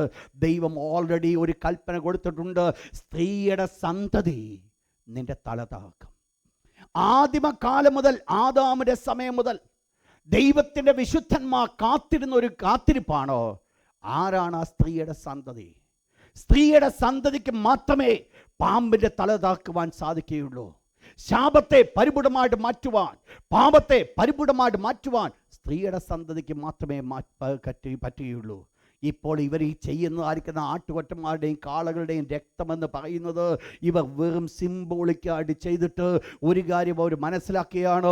ഒരു സ്ത്രീയുടെ സന്തതി വരുന്നുണ്ട്, അന്ന് എൻ്റെ സകല പാപങ്ങളും മാറ്റപ്പെടും എന്ന് പറഞ്ഞാൽ പഴയ നമ്മ വിശുദ്ധന്മാർ മുൻപോട്ട് അവരുടെ കണ്ണുകൾ തിരിക്കുക. ഏത് കാലത്തിലേക്ക്? കർത്താവായ യേശു ക്രിസ്തു ഈ ലോകത്തിൽ ജഡമായി അവതരിപ്പിക്കുന്ന അവരുടെ കണ്ണുകൾ തിരിക്കുക. എന്നിട്ട് അവർ മുൻപോട്ട് നോക്കി ഒരു കാര്യം മനസ്സിലാക്കുന്നുണ്ട്. സ്ത്രീയുടെ സന്തതിയുണ്ട്, അവനാണ് പാമ്പിൻ്റെ തല താക്കുന്നത്, അന്നാണ് എൻ്റെ പാപം പരിപൂർണമായി മാറ്റപ്പെടുന്നത്. ഈ മൃഗത്തിൻ്റെ രക്തമല്ല ഈ പാപത്തിന് ശുദ്ധീകരണം വരുത്തുന്നത്. നിങ്ങൾ മനസ്സിലാക്കണം. അതുകൊണ്ടാണ് അവർ വീണ്ടും വീണ്ടും പാപത്തിന് അടിമപ്പെടുവാൻ കാരണമായിരിക്കുന്നത്. പഴയ നമ്മ വിശുദ്ധന്മാർ, ആദമിൻ്റെ കാലം മുതലുള്ള വിശുദ്ധന്മാർ അവർ മുൻപോട്ട് നോക്കി. എന്തുവാ മുൻപോട്ട് നോക്കിയത്? ഞാനും നിങ്ങളും ഇന്ന് പിന്നോട്ട് നോക്കുന്നു. എന്ത് നോക്കുന്നു? 2000 കൊല്ലം മുമ്പ് കാൽവറി യാഗമായി തീർന്ന അരുമനാഥനെ കാണുന്നു. അവർ മുൻപോട്ട് നോക്കി. 4000 വർഷം മുൻപിലേക്ക് അവർ നോക്കിയ അവർ മനസ്സിലാക്കി, ഈ യേശുവാണ് ഞങ്ങളുടെ പാപത്തിന് പരിഹാരമായിരിക്കുന്നത്, ഈ യേശു ക്രിസ്തുവാണോ ഞങ്ങളുടെ രക്ഷകനായിരിക്കുന്നത്. അത് മനസ്സിലാക്കി ഈവൻ അവർ മൃഗത്തെ യാഗം കഴിക്കുമ്പോഴും കാളകളുടെയും ആട്ടുകൊറ്റന്മാരുടെ രക്തത്തിനോ അവർക്ക് പരിഹാരം വരുത്തുവാൻ സാധ്യമാകാതിരിക്കുമ്പോൾ ദൈവത്തിൻ്റെ ഒരു വാഗ്ദത്തത്തിലാണ് അവർ മുറുകെ പിടിച്ചുകൊണ്ട് നിൽക്കുന്നത്. സ്ത്രീയുടെ സന്തതിയാണ് ഞങ്ങളുടെ വിടുതലിന് കാരണമായിരിക്കുന്നത്. അവർ മുൻപിലേക്ക് നോക്കുന്നു.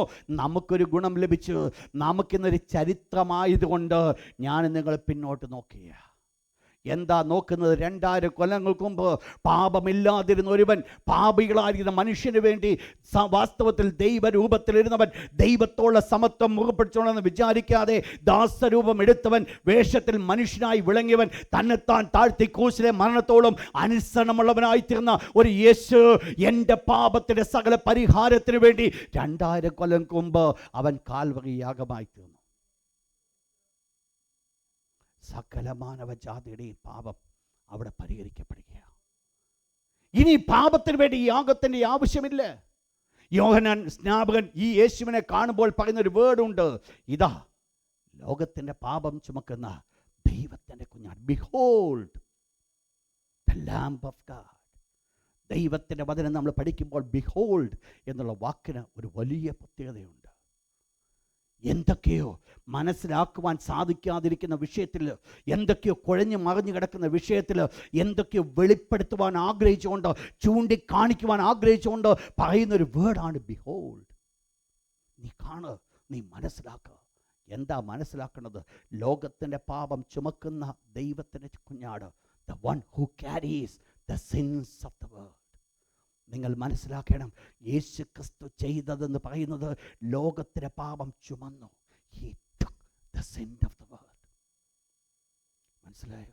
ഇന്ന് ദൈവമക്കളുടെ ജീവിതത്തിൽ ആരത് വിശ്വാസമായി ഏറ്റെടുക്കുന്നുണ്ട്, അവരുടെ ജീവിതത്തിൽ sin took. അതുകൊണ്ടാണ് ഞാനും നിങ്ങളും ജയത്തോടുകൂടെ നടക്കുന്നത്. യേശു എൻ്റെ പാപം ചുമന്നു, എൻ്റെ പാപം ചുമന്നു. ഒരു തോളിൽ ഒരു വലിയ ചുമടുമായിട്ട് കൊണ്ടുവച്ച് നടന്നിട്ട് ആ ചുമട് അടുത്തൊരാളിലേക്ക് കൈമാറുന്ന സമയത്ത് എൻ്റെ ചുമട്ടിന് ഞാൻ അതിൽ നിന്ന് വിടുവിക്കപ്പെട്ടതുപോലെയാണ് എൻ്റെ പാപം കൊണ്ട് യേശുവിൻ്റെ ചുമലിൽ വെക്കുമ്പോൾ ഞാൻ അനുഭവിക്കുന്ന വിടുതൽ. ഇതാ ഞാൻ അനുഭവിക്കേണ്ടത്. ദൈവത്തിൻ്റെ ദാസനെ കർത്താവായ യേശു പറയുന്നു, ഞാൻ സൗമ്യതയും താഴ്മയും ഉള്ളവനാകിയാൽ എൻ്റെ മുഖം ഏറ്റുകൊണ്ട് എന്നോട് പഠിപ്പീൻ. Learn, meek and humbleness. സൗമ്യത. ദൈവമക്കളോട് ഞാൻ ഓർപ്പിക്കട്ടെ, പ്രയാസങ്ങൾ കൂടെ കടന്നു പോകുന്നുവെങ്കിൽ, പ്രതികൂലങ്ങൾ കൂടെ കടന്നു പോകുന്നുവെങ്കിൽ, ദ ബെസ്റ്റ് വേ, അതിൽ നിന്ന് വിടുവിക്കപ്പെടുവാൻ പറ്റുന്ന ഏറ്റവും നല്ല മാർഗമാണ് ലേൺ മീക്ക്നെസ് ആൻഡ് ഹംബിൾനെസ്. സൗമ്യതയേത്, താഴ്മയേത്. വാസ്തവത്തിൽ എന്താ സംഭവിക്കുന്നേ? ദൈവത്തിൻ്റെ തിരുവചന കർത്താവായ യേശു പറഞ്ഞു, അധ്വാനിക്കുന്നവരും ഭാരം ചുമക്കുന്നവരുമായുള്ളവരെ. ആരെയാ വിളിച്ചത്? അധ്വാനിക്കുന്നവരെ. നിങ്ങൾ എൻ്റെ അടുക്കൽ വരുവേ. അതാണ് ദ ഫസ്റ്റ് സ്റ്റെപ്പ്. ഞാൻ യേശുവിനെ സ്വീകരിക്കുന്നു. അതുകൊണ്ട് എന്ത് സംഭവിച്ചെന്നറിയാമോ? എൻ്റെ ഒരു ചുമടുണ്ടായിരുന്നു. ആ ചുമടിന് കർത്താവായ യേശു ചുമല് കൊടുത്തു. ഒരു കാളവണ്ടിക്ക് 2 നുകം, ഒരു 2 സൈഡിലും കാളയെ നുകത്തിൽ കെട്ടി ആ കാളവണ്ടിയുടെ ഭാരം ഒരുമിച്ചത് വഹിക്കുന്നത് പോലെ ഒറ്റയ്ക്ക് ഞാൻ ചുമന്നുകൊണ്ടുവന്ന ഭാരം, ആ ഭാരം എൻ്റെ കർത്താവിൻ്റെ അടുക്കൽ വെച്ചപ്പോൾ ആ കർത്താവ് എനിക്ക് വേണ്ടി ഒരു നുകം അങ്ങേറ്റു. എന്ത് സംഭവിച്ചെന്നറിയാം? ദ സെയിം മൂമെൻറ്റ് എൻ്റെ ഭാരം പകുതിയായിട്ട് ഞാൻ മാറ്റപ്പെട്ടു. അവിടെയാണ് ഞാൻ വലിയ ഫ്രീഡം ഞാൻ അനുഭവിക്കുന്നത്. അവിടെയാണ് ഞാൻ വലിയ സ്വാതന്ത്ര്യം ഞാൻ അനുഭവിക്കുന്നത്. പക്ഷേ ഇതോടുകൂടെ ഇപ്പുറത്ത് നിൽക്കുന്നൊരു വ്യക്തിയുണ്ട്. ഒരുമിച്ച് നടക്കേണ്ട ആവശ്യമുണ്ട്. ആത്മാക്കൾക്ക് ആശ്വാസം കണ്ടെത്തണമെങ്കിൽ ഇവിടെ ഇപ്പുറത്ത് നിൽക്കുന്ന ഒരു വ്യക്തിയുടെ പ്രത്യേകത, ഞാൻ സൗമ്യതയും താഴ്മയുള്ളവനാ. I am humble and meek. അതുകൊണ്ട് കൂടെ നടക്കണമെങ്കിൽ നമ്മളും എന്തേ പഠിക്കാൻ പറ്റത്തുള്ളൂ?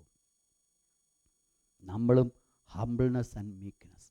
ഇതിനു വേണ്ടിയാണ് ദൈവം ചില പ്രതികൂലങ്ങൾ കൂടെ ദൈവം നമ്മളെ വിട്ടുന്നത്. എന്തിനാണെന്നറിയാമോ? ദൈവസന്നിധിയിൽ താഴ്മ എന്തെന്ന് പഠിക്കുവാൻ. ഇന്ന് രാത്രി ഞാൻ ഓർപ്പിക്കട്ടെ, ഒരു ദൈവ പൈതലിൻ്റെ ക്വാളിറ്റി, ഒരു ദൈവ പൈതലിൻ്റെ യോഗ്യതയാണ് ഹംബിൾനെസ് എന്ന് പറയുന്നത്. ദൈവത്തോട് ഞാൻ ബന്ധപ്പെട്ടിരിക്കുന്നുവെങ്കിൽ, ദൈവമായിട്ട് എനിക്കൊരു ബന്ധമുണ്ടെങ്കിൽ, ദൈവത്തോട് കൂട്ടായ്മ ഞാൻ ആചരിക്കുന്നുവെങ്കിൽ, ദൈവമായിട്ട് എനിക്ക് ഒരുമിച്ചൊരു ബന്ധമുണ്ടെങ്കിൽ, ആ ബന്ധം വെളിപ്പെടുത്തുന്നത് എൻ്റെ മുഖത്തിൽ കൂടെ വെളിപ്പെടും. എന്താ അതിൻ്റെ കാര്യമെന്ന് എന്നാണെന്നറിയാമോ? ആ ഹംബിൾനെസ് എന്നിലേക്ക് കടന്നു വരും. കാരണം ഇപ്പത്തൊരു വ്യക്തിയുണ്ട്. അത് ഒരു ഭാഗം മുൻപോട്ട് ഓടാൻ പറ്റത്തില്ല. രണ്ടും ഒരുപോലെ ഓടേണ്ടത് ആവശ്യമാണ്. രണ്ടും ഒരുപോലെ പോകുമ്പോഴാണ് ആ സ്വഭാവം ഞാൻ പഠിക്കുന്നത്. അവിടെയാണ് ദൈവത്തിൻ്റെ വിടുതൽ നമ്മൾ അനുഭവിക്കുന്നത്. അവിടെയാണ് ദൈവം നമ്മെ ശക്തമായിട്ട് ഉപയോഗിക്കുന്നത്. എന്താ ഇവിടുത്തെ വിഷയം? നമ്മൾ ചിന്തിച്ചു വന്നത്, പാപ പരിഹാരം വരുത്തുവാൻ അവൻ ഒരിക്കലായി പ്രത്യക്ഷനായി. അവൻ്റെ ഒരു യാഗം മതിയായിരുന്നു. കർത്താവായ യേശുക്രിസ്തുവിൻ്റെ കാൽവറി യാഗം മാത്രം മതിയായിരുന്നു. കൂടെ കൂടെ യേശുക്രിസ്തു മരിക്കേണ്ട യാതൊരു ആവശ്യമില്ല. യേശുക്രിസ്തു കൊല്ലപ്പെടേണ്ട യാതൊരു ആവശ്യമില്ല. എന്നാൽ പഴയ നിയമത്തിലാകുന്നുവെങ്കിൽ കൂടെ കൂടെ യാഗം കഴിക്കേണ്ടത് ആവശ്യമായിരുന്നു. എന്നാൽ പുതിയ നിയമത്തിലേക്ക് ഞാൻ കടന്നു വരുമ്പോൾ ആ യാഗം ഒരിക്കലായി ചെയ്തതുകൊണ്ട് അതൊരു പരിഹാരമായി തീർന്നു. നിങ്ങൾ മനസ്സിലാക്കണം, ഒരിക്കലായി ചെയ്ത് തീർക്കുവാനുള്ള കാരണം എന്നാണെന്നറിയാമോ? ആ ഒരിക്കലായി ചെയ്തത് പരിഹാരമായതുകൊണ്ട്. പഴയ നിയമത്തിൽ എല്ലാ വർഷവും ചെയ്തതിൻ്റെ കാരണം എന്നാണെന്നറിയാമോ? അവർ കഴിഞ്ഞ വർഷം ചെയ്തത് ഈ വർഷത്തിന് പരിഹാരമാകാഞ്ഞതുകൊണ്ട്. മനസ്സിലാകുന്നോ നിങ്ങൾക്ക്? കഴിഞ്ഞ വർഷം ചെയ്തത് ഈ വർഷത്തെ പാപത്തിന് പരിഹാരമല്ല. അതുകൊണ്ട് എന്തു വേണ്ടി വന്നു? കഴിഞ്ഞ വർഷം ചെയ്തതുപോലെ തന്നെ ഈ വർഷവും അവർ ആവർത്തിക്കേണ്ടി വന്നു.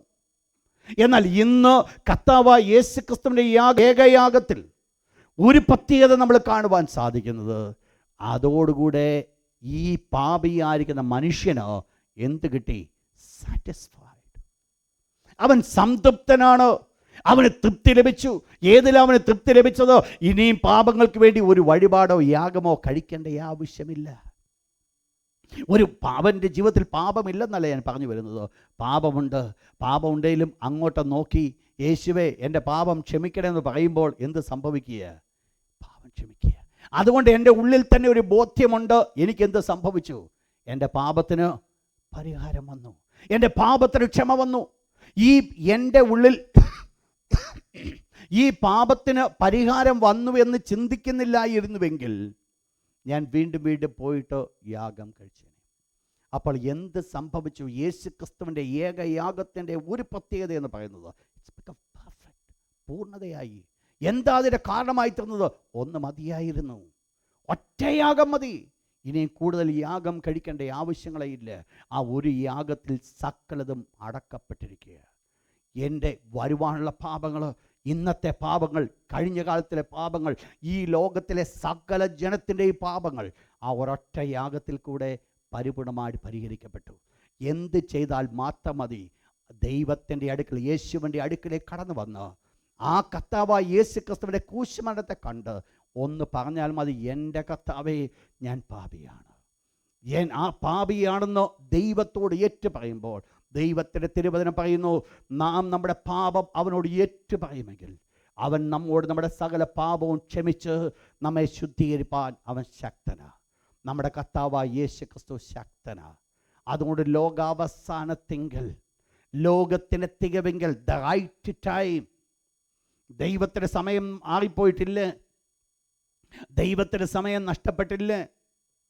നമ്മൾക്കറിയാം, ആദമിനും ഹവ്വയ്ക്കും ഒരു മകൻ ജനിച്ചപ്പോൾ കയീൻ എന്ന് പേര് കൊടുത്തതിൻ്റെ കാരണമെന്ന് പറയുന്നത്, ദൈവത്താൽ എനിക്കൊരു പുരുഷപദ ലഭിച്ചു, ദൈവമാണ് എനിക്ക് പുരുഷ സന്താനത്തെ തന്നത്. എന്താ അതിൻ്റെ അർത്ഥം? വെറുതെ അല്ല ഇവരാ പേര് കൊടുത്തത്. ഈ പേര് കൊടുക്കുമ്പോൾ ഒരു കാരണമുണ്ട്. ചില നാളുകൾക്ക് മുമ്പ് ദൈവം പറഞ്ഞൊരു വേർഡ് ഇവരുടെ മുൻപിലുണ്ട്. എന്താ അവരുടെ മുൻപിലുള്ളത്? സ്ത്രീയുടെ സന്തതി പാമ്പിൻ്റെ തലതാക്കും. യഹോവയാൽ എനിക്കൊരു പുരുഷപദ ലഭിച്ചു. അഥവാ സ്ത്രീയുടെ സന്തതിയാണോ ഇപ്പോൾ എഴുന്നേറ്റിരിക്കുന്നത്? കയീനിൽ അവർ കണ്ടത് സ്ത്രീയുടെ സന്തതിയാണ്. എന്നാൽ കയീൻ ആയിരുന്നില്ല സ്ത്രീയുടെ സന്തതി. കയീൻ അവർ എക്സ്പെക്റ്റ് ചെയ്തത് സ്ത്രീയുടെ സന്തതിയാണ്. പക്ഷേ അത് സ്ത്രീയുടെ സന്തതി ആയിരുന്നില്ല. നിങ്ങൾ മനസ്സിലാക്കിയോണം, ഞാൻ പറഞ്ഞു വന്ന വിഷയം ഇവിടെയാണ്. ആ സമയം മുതൽ അവരതിനുവേണ്ടി കാത്തിരുന്നുവെങ്കിൽ അവരുടെ കാത്തിരിപ്പിൻ്റെ സമയത്തല്ല ദൈവം തൻ്റെ പ്രവർത്തനം വെളിപ്പെടുത്തിയത്, ദൈവത്തിൻ്റെ സമയത്ത്. In God's appointed time, in God's. അപ്പോൾ ദൈവം അനുവദിക്കും. അടുത്ത ആഴ്ച നമുക്ക് കേൾക്കാം. God's appointed time. എന്തായിരുന്നു ഗാഡ്സ് അപ്പോയിൻറ്റഡ് ടൈം? ലോകാവസാനത്തിങ്കൽ, ദി എൻഡ് ടൈം എന്ന് പറഞ്ഞാൽ നിങ്ങൾ മനസ്സിലാക്കണം, യേശു ഈ ലോകത്തിൽ അവതരിച്ചത്, യേശു ക്രിസ്തു ഈ ലോകത്തിൽ യാഗമായി തീർന്നത് ദൈവത്തിൻ്റെ തിരുവചനത്തിന് മുൻപിൽ, ദൈവത്തിൻ്റെ നിയമത്തിന് മുൻപിൽ, ദൈവത്തിൻ്റെ പദ്ധതിയുടെ മുൻപിൽ. ഏത് സമയമെന്ന് ചോദിച്ചാൽ ദൈവത്തിന് പറയാം, ദി എൻഡ് ടൈം. യേശുവിനെ ദൈവം ലോകത്തിലേക്ക് അയച്ചത് എൻഡ് ടൈമിലാകുന്നു എങ്കിൽ ഇന്ന് 2000 കൊല്ലം കഴിഞ്ഞു ഞാൻ നിങ്ങളും എവിടെയായിരിക്കുന്നു എന്നുള്ളത് ഓർത്തോണം. ഞാൻ പറഞ്ഞ നിങ്ങൾ മനസ്സിലാക്കിയോ?